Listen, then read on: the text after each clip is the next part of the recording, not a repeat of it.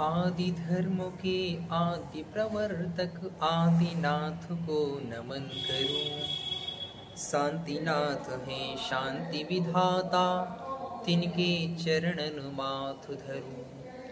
उपसर्गों के सहज विजेता, पार्श्वनाथ अग शांत करो। वर्धमान है सन्मति दाता, सब जग का कल्याण करो। वर्धमान है सन्मति दाता, सब जग का कल्याण करो। वर्धमान महावीर स्वामी की जय। पर्वादिराज परिवेषण महापर्व की जय। धर्म प्रेमियों, शाश्वत पर्व पर्वाधिराज परिवेषण प्रारंभ हो चुके हैं। आज पहला दिन उत्तम क्षमा धर्म। धर्म किसे कहते हैं? आचार्य कार्तिकेय स्वामी ने कार्तिकेय अनुप्रेक्षा में एक गाथा लिखी है जो धर्म के रहस्य को बताती है, धर्म को परिभाषित करती है। उन्होंने लिखा, धम्मो वत्तु सहावो खम्मादि भावो यदस्विहो धम्मो रैणत्तयं च धम्मो जीवाणं रक्षणं धम्मो। धर्म वस्तु का स्वभाव है। धम्मो वत्तु सहावो, धर्म क्या? उन्होंने कहा धर्म वस्तु का स्वभाव है। कैसे? जैसे किसी भी वस्तु है, कोई भी वस्तु है, प्रत्येक वस्तु का अपना एक स्वभाव होता है। जल को देखें, जल का स्वभाव शीतलता है। पानी को हम कितना भी गर्म करें, लेकिन कुछ समय पश्चात वह शीतल हो जाता है, ठंडा हो जाता है, अपने स्वभाव में आ जाता है। अग्नि का स्वभाव गर्म होना है। ऐसे ही जीव का स्वभाव ज्ञान दर्शन है। क्रोध जीव का स्वभाव नहीं है, क्षमा जीव का स्वभाव है। तो कोई भी व्यक्ति या वस्तु अपने स्वभाव में रहता है। विभाव में एक कुछ समय तक रह सकता है, लेकिन जो उसका स्वभाव है वो उसी में रहेगा। हमेशा वह विभाव में नहीं रह सकता। हम क्रोध हमेशा नहीं कर सकते। हम गुस्सा करेंगे, लेकिन एक लिमिटेड समय तक वो गुस्सा हमारे माइंड में रहती है। उसके बाद अपने स्वभाव में आ जाते हैं। जीव का परिणाम गुस्सा करना है ही नहीं, लेकिन ये विभाव एक कर्म के उदय से कसाय के वशीभूत हो गए हम। तो धर्म के लिए उन्होंने कहा धर्म वस्तु का स्वभाव है और हमें उस स्वभाव को जीना है। आगे कहा, धम्मो वत्तु सहावो खम्मादि भावो ये 10 विहो धम्मो। और वह धर्म क्षमा आदि 10 भाव रूप है। तो वो क्षमादि 10 भाव कौन से हैं? आचार्य उमा स्वामी ने तत्वार्थ सूत्र के 9वें अध्याय में लिखा, उत्तम क्षमा मार्दव आर्जव शौच सत्य संयम तपस्त्यागा किंचन्य ब्रह्मचर्याणि धर्माः। और वह धर्म के जो 10 भाव हैं वो कौन कौन से हैं? उत्तम क्षमा, उत्तम मार्दव, उत्तम आर्जव, उत्तम शौच, उत्तम सत्य, उत्तम संयम, उत्तम तप, उत्तम त्याग, उत्तम अकिंचन्य और उत्तम ब्रह्मचर्य। ये धर्म के 10 लक्षण हैं। धर्म एक है, उसके लक्षण 10 हैं, जिनको 10 लक्षण कहा जाता है। इन 10 लक्षण को हम पर्युषण पर्व भी कहते हैं। पर्युषण का मतलब क्या? परि आस्मन्तात् उस्यन्ते दहन्ते पाप कर्मणि यस्मिन् तत्पर्युषणम्। जो हमारी आत्मा में लगे, चारों तरफ से लगे हुए पापों को जलाए, गलाए, नष्ट करे, वह है पर्युषण। जो हमारी आत्मा के पापों को नष्ट कर देता है, जो हमारी आत्मा में लगे हुए कर्म को नष्ट कर देता है, वो पर्युषण है। इसके आगे एक शब्द जुड़ा है, पर्व। पर्व का मतलब है पा, रा और वा, 3 अक्षर हैं। पा मतलब पापों को, रा रग रग से, वा मतलब विसर्जित करना। जो हमारी आत्मा में लगे हुए पापों को रग रग से विसर्जित करता है उसे पर्व कहते हैं। तो ये पर्व हमारी आत्म आंगन को साफ करने के लिए आया है, हमारे पापों को विसर्जित करने के लिए आया है। इन पर्व के दिनों में हमें अपनी अंतरंग विशुद्धि को बढ़ाना चाहिए, अपने परिणामों को निर्मल करने का प्रयास करना चाहिए। दो तरह के होते हैं ये पर्व, त्रैकालिक पर्व और तात्कालिक पर्व। त्रैकालिक पर्व को शाश्वत पर्व भी कहते हैं, जैसे पर्वाधिराज पर्युषण पर्व जो अनादिकाल से चले आ रहे हैं और अनंत काल तक चलते रहेंगे, जिनका ना कोई आदि है और ना कोई अंत है। ऐसे पर्व त्रैकालिक या शाश्वत पर्व कहलाते हैं। पर्वाधिराज पर्युषण, अष्टानी का पर्व, ये सभी त्रैकालिक पर्व हैं। तात्कालिक वे पर्व होते हैं जो किसी घटना या व्यक्ति विशेष से संबंध रखते हैं, जैसे रक्षाबंधन पर्व। रक्षाबंधन विष्णु कुमार मुनिराज ने 700 महामुनियों की रक्षा की थी, तो ये वात्सल्य पर्व, रक्षा का पर्व वहां से प्रारंभ हुआ, किसी घटना विशेष की घटने पर घटित हुआ। ये शाश्वत नहीं है, ये अनादि भी नहीं है। क्यों? क्योंकि ये किसी घटना विशेष से प्रारंभ हुआ। आगे आने वाले समय में इससे भी कोई महत्वपूर्ण घटना घट जाएगी तो उसमें उस पर्व को मनाने लगेंगे लोग। महावीर जयंती भगवान महावीर स्वामी से संबंध रखती है। भगवान महावीर स्वामी का जन्म हुआ था इस दिन, इसलिए महावीर जयंती को मनाते हैं। दीपावली के दिन भगवान महावीर स्वामी को मोक्ष प्राप्त हुआ था और गौतम गणधर स्वामी को केवल उपलब्ध हुआ था, इसलिए हम दीपावली मनाते हैं। तो ये व्यक्ति विशेष से संबंध रखने वाले पर्व हैं। आगे आने वाले समय में भविष्य काल में भी 24 होंगे, उनके जो तीर्थंकर होंगे हम उनके पर्व मनाएंगे। आगे आने वाले और भी महापुरुष होंगे तो उनके पर्वों को मनाया जाएगा। इसलिए ये शाश्वत नहीं है, इनको तात्कालिक पर्व कहा जाता है। किसी घटना विशेष से संबंध रखते हैं या किसी व्यक्ति विशेष से संबंध रखते हैं। किंतु जो त्रैकालिक पर्व हैं, पर्वाधिराज पर्युषण महापर्व, ये त्रैकालिक है, ये शाश्वत है, अनादिकाल से चला आ रहा है, अनंत काल तक चलता रहेगा। ये हमारी आत्मा की विशुद्धि को बढ़ाने का पर्व है। तो इन पर्व के दिनों में हमें अपनी आत्मा को पावन करना है। पर्व हमसे कहता है कि अब मैं तुम्हें जगाने के लिए आया हूँ, मैं तुम्हारी आत्मा को झकझोर देने के लिए आया हूँ। तुमने जो पापों को अर्जित कर लिया है, उन पापों को नष्ट करने के लिए आया हूँ।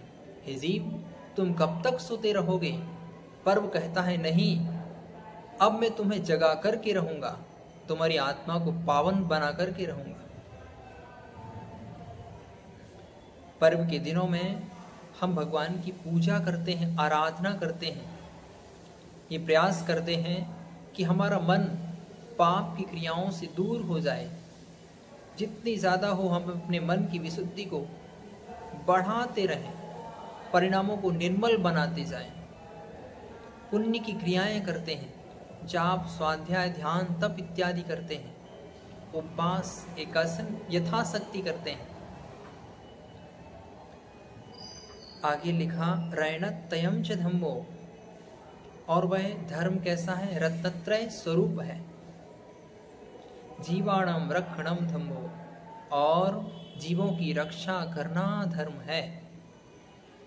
तो धर्म की परिभाषा में हमने समझा कि धर्म क्या है? वस्तु का स्वभाव है, जीव का स्वभाव धर्म है। और वह धर्म 10 लक्षण, 10 रूप है उसके। पहला रूप है उत्तम क्षमा धर्म।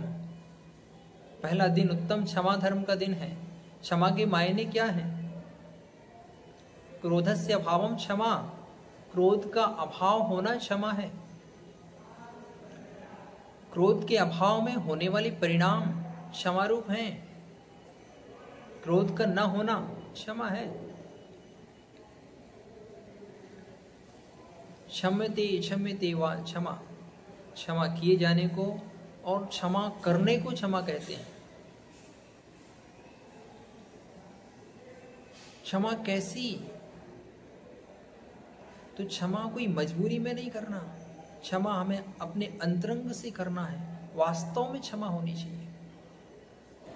मजबूरी में क्षमा नहीं कहलाती। हमारे पास सामर्थ्य नहीं है इसलिए हमने क्षमा कर दिया, नहीं, क्षमा का वास्तविक रूप नहीं है। क्षमा के 3 रूप होते हैं, मजबूरी की क्षमा, वास्तविक क्षमा और लोभ के कारण से क्षमा, स्वार्थवश क्षमा। मजबूरी की क्षमा, हम मजबूर हैं, कुछ कर नहीं सकते इसलिए क्षमा कर दिया, नहीं, ये क्षमा का वास्तविक रूप नहीं है। स्वार्थवश क्षमा, लोभ के कारण से हम क्षमा कर रहे हैं। एक दुकानदार, ग्राहक आता है, उसके लिए अपना माल दिखाता है, सामान दिखाता है, ग्राहक कहता है नहीं ये वाला नहीं, दूसरा माल दिखाओ, और अच्छा दिखाओ, और अच्छा दिखाओ।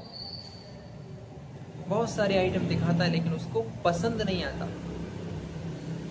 जब पसंद नहीं आता बहुत सारे आइटम दिखाने के बाद ग्राहक कुछ भी खरीदता नहीं है, तब दुकानदार को गुस्सा आती है, लेकिन कुछ कह नहीं सकता, ग्राहक से कुछ कहता नहीं है। इसलिए नहीं कहता क्योंकि वहां पर उसका लोभ जागृत है।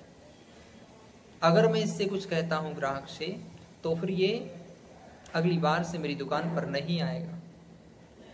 लोभ के कारण से स्वार्थवश क्षमा किया, ये क्षमा का वास्तविक रूप नहीं है। वास्तविक क्षमा क्या है?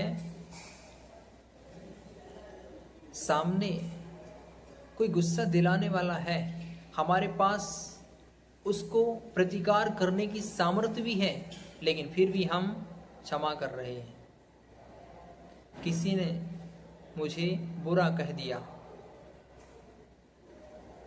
गुस्सा आया अचानक से, मैं उसका प्रतिकार कर सकता हूं, लेकिन मैंने ये सोच लिया कि नहीं, ये मेरा स्वयं का कर्म था इसलिए उसने बुरा किया है, मैं गुस्सा क्यों करूं? ये क्षमा का वास्तविक रूप है। जहां पर सामर्थ्य है लेकिन मैं उसको क्षमा कर रहा हूं, मैं क्रोध नहीं कर रहा हूं, मैं गुस्सा नहीं कर रहा हूं। आज का दिन, उत्तम क्षमा का दिन, हमें उस परिणाम को बनाने की प्रेरणा देता है जिसमें गुस्सा पर नियंत्रण किया जाता है, जिसमें क्षमा भाव को धारण करने की प्रेरणा दी जाती है, जिसमें हम अपने परिणामों को नियंत्रण में रखते हैं। क्रोध के भी अनेक रूप हुआ करते हैं। क्रोध क्यों आता है? तो जब हमारे अंदर कोई अपेक्षा होती है और वो अपेक्षा पूरी ना हो, तब हमें गुस्सा आने लगता है, क्रोध आ जाता है। अपेक्षा की उपेक्षा होने पर गुस्सा आता है। तो फिर इसका अच्छा सा माध्यम है कि हम अपेक्षा ही क्यों करें। हम अपेक्षा नहीं करेंगे तो उपेक्षा नहीं होगी, और उपेक्षा नहीं होगी तो गुस्सा भी नहीं आएगा। मैंने अपेक्षा की थी कि मुझे अपने व्यापार में बहुत ज़्यादा लाभ होगा, लेकिन अब उससे हानि हो रही है, लाभ नहीं हो रहा है, तो फिर मुझे गुस्सा आने लगता है। मैंने अपेक्षा की थी कि मेरा भाई मेरी सहायता करेगा, लेकिन उसने मेरी सहायता नहीं की, तो मुझे गुस्सा आ जाता है। मैंने आज अपेक्षा की थी घर जाऊंगा तो मुझे बहुत अच्छे आइटम मिलेंगे भोजन में, और घर जाकर के देखा तो मेरे पसंद के आइटम नहीं मिले, मुझे गुस्सा आ गया। क्यों? मैंने पहले अपेक्षा की थी इसलिए गुस्सा आ रहा है। तो भैया अपेक्षा क्यों करते हो? मत करो ना, गुस्सा नहीं आएगा। उपेक्षा नहीं होगी, गुस्सा नहीं आएगा। परिस्थिति से समझौता नहीं कर पाते हैं तब भी क्रोध आता है। परिस्थिति कैसी भी हो, हम समझौता करने का प्रयास करें, सामंजस्य बिठाने का प्रयास करें, तब क्रोध नहीं आएगा। गुस्सा के ऐसे बहुत सारे कारण हैं हमारे दैनिक जीवन में, जिनके कारण से हमें बात बात में गुस्सा और क्रोध आ जाता है, और क्रोध आने पर हमारे मन की स्थिति बिगड़ जाती है, विवेक समाप्त हो जाता है। क्रोध क्या एक तात्कालिक पागलपन है जो व्यक्ति के विवेक को समाप्त कर देता है। उस समय हमें ध्यान नहीं रहता हम क्या कर रहे हैं, हम बहुत कुछ बोल देते हैं, बहुत कुछ एक्टिविटी, क्रिया अपने इस काय से कर देते हैं जो कि हमें नहीं करना चाहिए था, जिससे हमारा स्वयं का लॉस होता है। क्रोध से बहुत ज़्यादा हानि होती है। हमारे अंदर की जो वाइट ब्लड सेल्स हैं, श्वेत रक्त कणिकाएं, वे एक क्षण के क्रोध में लाल रक्त कणिकाओं में परिवर्तित हो जाती हैं। क्रोध करने से हमारे कार्य करने की क्षमता कम हो जाती है, मानसिक स्थिति असंतुलित हो जाती है। इसलिए हमें क्रोध का अभाव करने का प्रयास करना चाहिए। आज का धर्म हमें प्रेरणा देता है कि हम गुस्सा पर काबू करें, गुस्सा को अपने नियंत्रण में रखें और क्षमा भाव को धारण करने का प्रयास करें। ऐसे ही कुछ भावना जिससे आज के दिन को हम अपने जीवन में उपलब्ध कर पाएं, क्षमा के भाव को धारण कर पाएं, परिणामों को निर्मल बना पाएं, ऐसी मंगल भावना के साथ जय बोले उत्तम क्षमा धर्म की जय। जय जिनेन्द्र।